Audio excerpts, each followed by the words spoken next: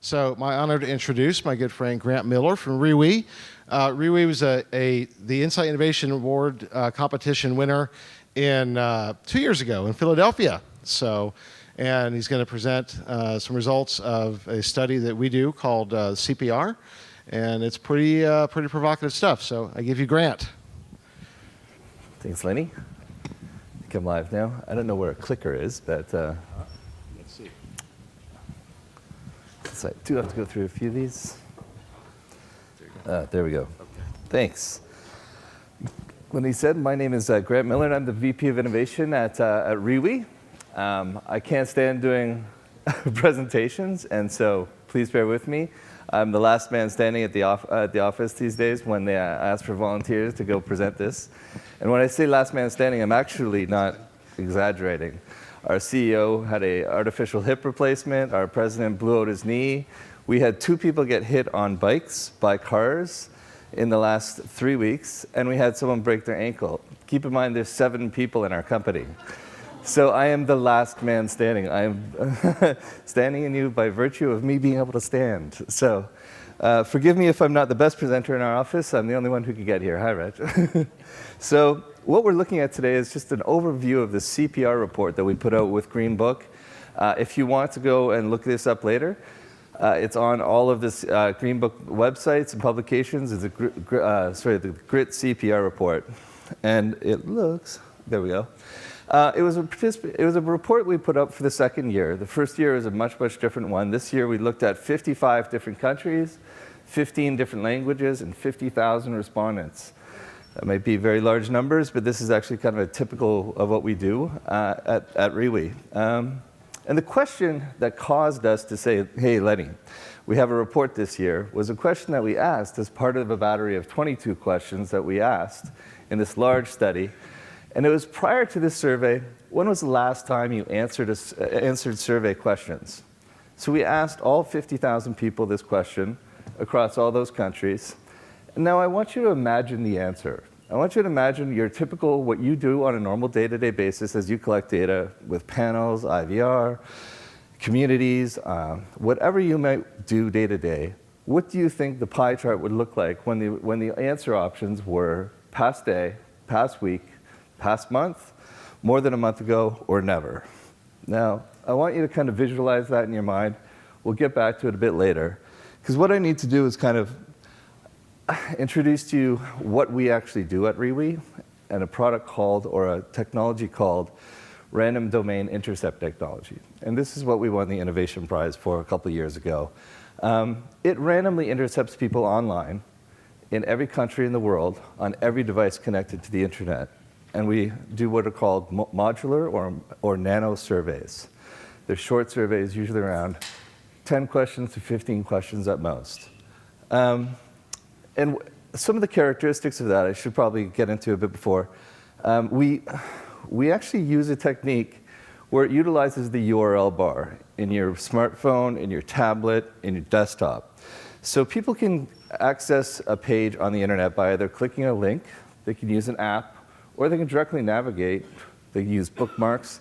But the directly navigating, the people that are typing into the URL bar, are the people that we can access. Because sometimes they make mistakes. And sometimes those input errors, whether fat finger typing on your phone, whether it's you forgot the name of the boutique you're looking for, spelt in French, and it's a hard name to spell, you can land up what's called domain sites. And these are sites that crowd around popular words and phrases that are misspelt. Now, there's hundreds of thousands and millions of these sites worldwide, and they monetize through people that accidentally land on their site and they try to display an ad, or they'll have some click-through technology. That is what we've utilized to start doing market research in. So we've patented the ability to ask questions to that traffic. So people who've unintentionally made a mistake, they end up, instead of getting an ad, they get a survey. So that's how our technology works. And what I want to show you through the data and through the report is, generally speaking, what the characteristics of the data are. So if you look at response rates and how people respond to our surveys across the world, we have huge variances. This is one of the biggest changes from country to country. So in Africa, Middle East, Southeast Asia, we have really, really high responses on our first question. This is first question response rate. After 10 questions, someone in Algeria would probably be down to around half to a third. So we'll get about half of those complete in an entire battery of 10 questions. And the USA, obviously the most jaded country, there's pop-ups, pop-unders, there's a million offers to do everything on the internet, and people do not want to participate at the same rate as they would in an African country, or for example, Pakistan.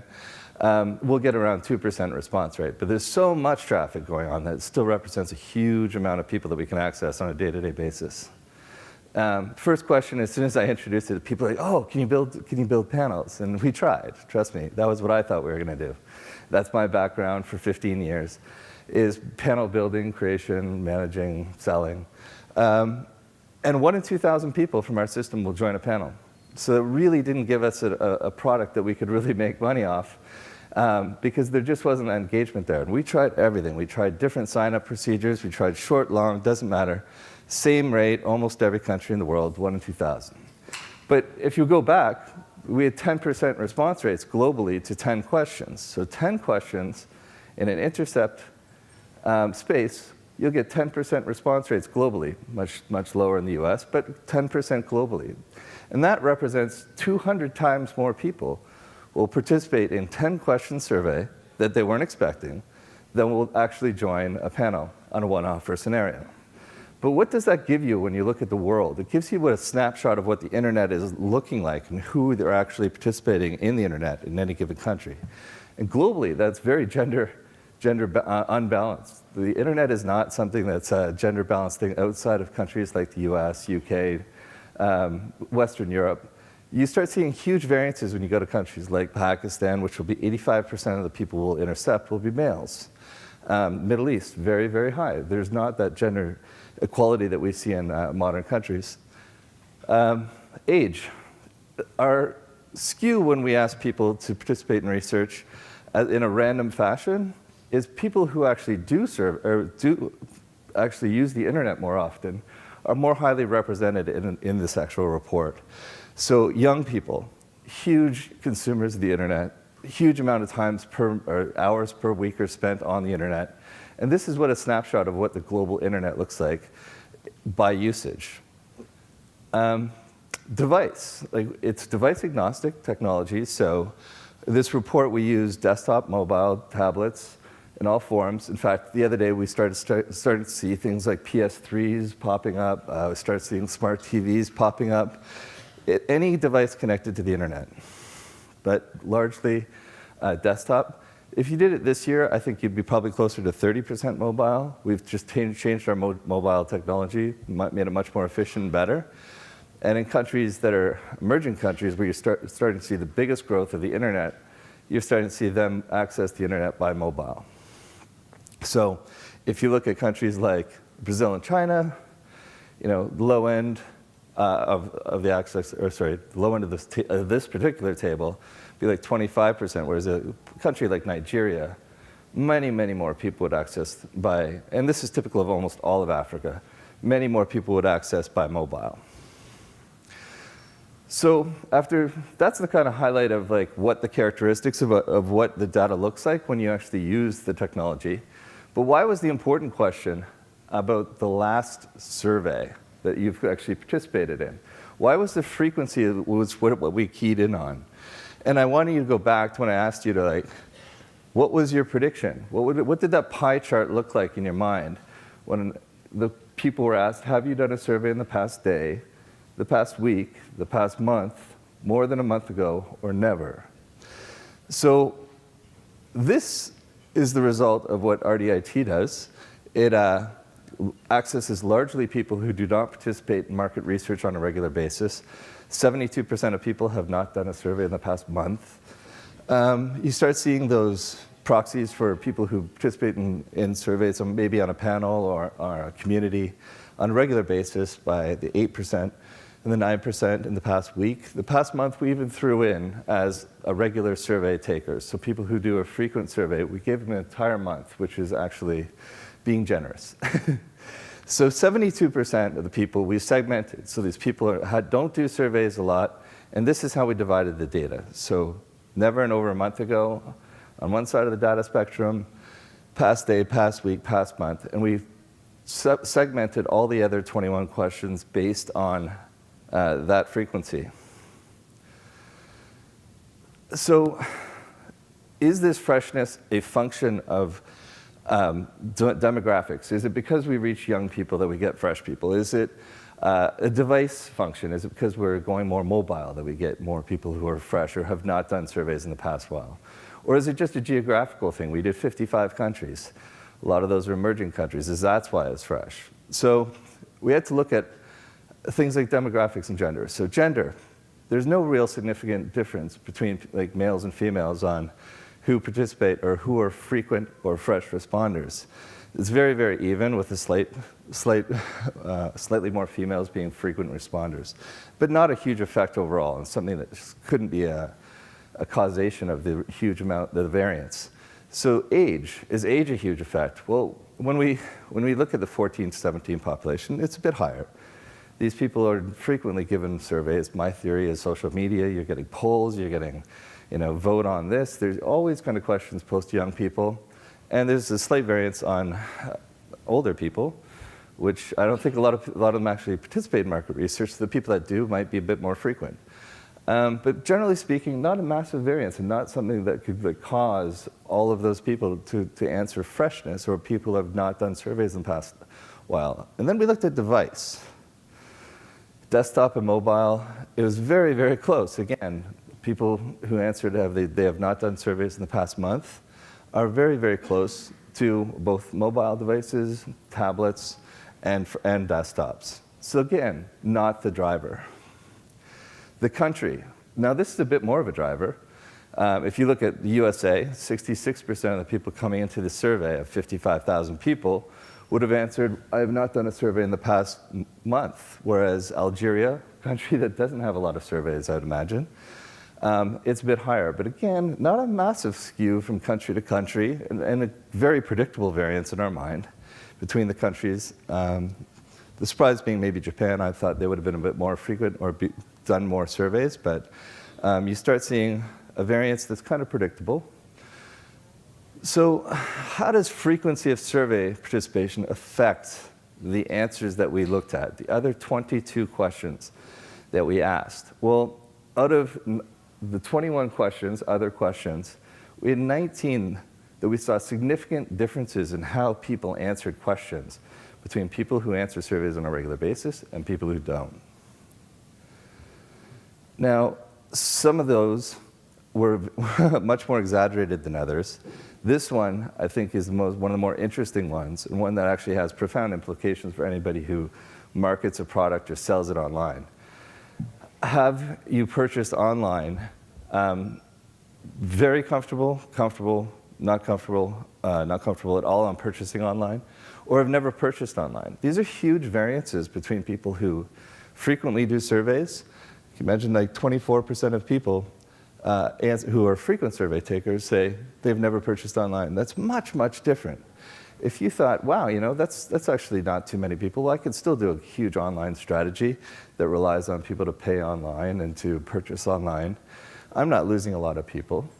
And if you're looking at accesses of data that actually only have frequent survey responders, you're getting a profoundly different answer. And you're getting probably coming to a very, very different actual call on what you should do online. If you look at even the comfort levels, very comfortable and comfortable. Those are huge differences in people who do surveys a lot, people we find on panels that are doing most of our surveys. These people are very, very comfortable with the online experience, putting their credit cards down and getting deliveries. These are way more frequent users of online purchasing than people who don't do surveys a lot. So, again, and if you look at people who never purchase by country, because one of the criticisms when we first published the report to a few people, or didn't publish it, but sent it, and got some feedback, was that, well, significant differences are hard to read when you're talking about 55,000 people, because even 1 or 2% is a significant difference. So we broke it down on a country level. So on a country like Argentina, for example, if you were trying to look at a data set that was driven by people who do surveys on a frequent basis, you're looking at a variance of huge amounts, 26% difference between people who are frequent survey takers versus people who don't do surveys. That's a huge amount. Like if you're doing a campaign strategy, if you're doing anything involved in marketing online, those are two different decisions on what you do. If you look at mobile gaming, there's another example of people who are frequent survey takers are huge users of the internet in the mobile gaming space. If you were to launch a mobile gaming platform or a game, and you saw, oh, look, 28% of people will use games daily and 14 once a week. Those are pretty big numbers. But then people who don't do surveys on a regular basis are very, very different in nature. They don't do it it's almost half in certain instances, like once a week or daily. These are huge, huge differences that we saw, and it really starts worrying us when we're like, what kind of decisions are you making of people who do frequent surveys versus people who don't? Tablet purchase intent, another 10% difference. People who are frequent don't plan to purchase at nearly the same degree as people who are, they do at a higher degree than people who are fresh or do not do surveys on a regular basis. So I can't go through all the data sets. They're long and you can read the report. I was basically here today to introduce it, to tease you to actually go and read it. But there's very, very different responses on a lot of the questions we asked, both holding full-time jobs. Frequent survey takers are significantly higher. Being happier, expressing preferences, thinking that their vote matters, being interested in political engagement, feel their country is on the right track, support same-sex marriage. I mean, if you're looking at the polls failing in the last while in market research, this could be a very good indicator of why, because these people are much more engaged politically than people who aren't. So what does this mean? The rest of the world is likely very different than the people we speak with on a day-to-day basis in market research, off panels, and traditional market research. The question comes up, if you can't get these people, if a very narrow spectrum of the population is not willing to do the long survey anymore, is the long survey dead? And if you read a lot of blogs these days, that's a constant topic coming up in the green books of the world. Is the long survey dead? Well, quite possibly. If you want a better breadth of population to actually reach, you're going to have to rethink the way you do surveys. Can technology solve the problem? It's kind of created it in the sense that we had to make a lot of sacrifices when we went from telephone that reached a huge amount of the population into online data collection, which had a much narrower spectrum, to offering people a membership in a panel that actually reached a very, very small population. So are emerging technologies the answer? And that's certainly up to you to decide, and for you to investigate various people who are offering very different, I know GeoPoll, there's the Google Consumer Surveys. These are all very different takes on surveying. They're all using very small platforms, small question bases. And again, I also encourage you to read the report, but also if you have any questions or if you have advice, we're actually producing another one of these for 2015 in the next month. Please send any kind of questions to me. I'd be happy to answer, and I'd happily get you involved. We are asking, again, 50-something countries of the world, questions revolving around participation in research, and I'd love to get your input and opinion. So thank you very much. Thanks, Reg.